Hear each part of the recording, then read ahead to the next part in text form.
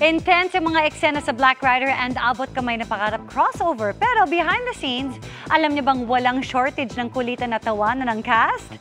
Silipin natin ang funny moments sa chika ni Nelson Canlas. Sa major crossover na pagtatagpo ni na Elias Guerrero at Doc Analing Santos, sunod-sunod ang mga makapigil hiningang eksena na mapapanood sa Black Rider.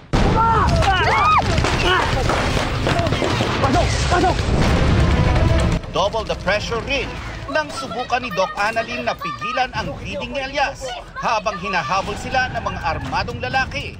Pagbigyan mo na ako, Doc. Kailangan ko mapatay itong mga to. Huwag nang matigas ng ulo mo! Wala ka nang dugo eh! Pero mabibigat man ang action scenes.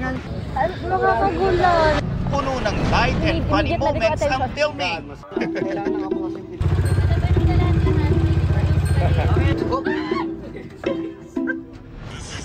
At ano? Eto pa nga emergency. Pagbubudots ni Doc Analing at Elias.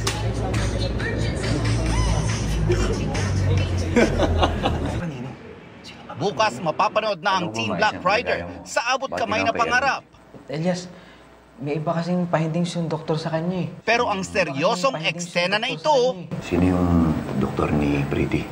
alam nyo bang di lang isang beses kinunan, si Ruro Madrid kasi di maiwasang matawa sa karakter ni Empoy. Na nagagamot sa mga utak yung neurosantos. Neurosurgeon? Oo. Neurosantos? Santos. Pati si Herlene Buto, laugh trip din. Yun!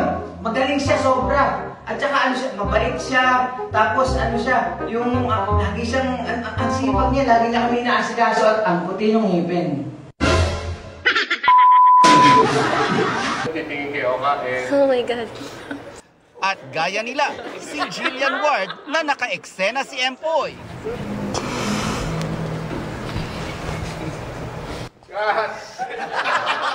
Di rin makapokus dahil sa kakatawa. Full force ang cast and crew para tiyaking maganda at accurate ang kalalabasan ng bawat eksena sa major crossover.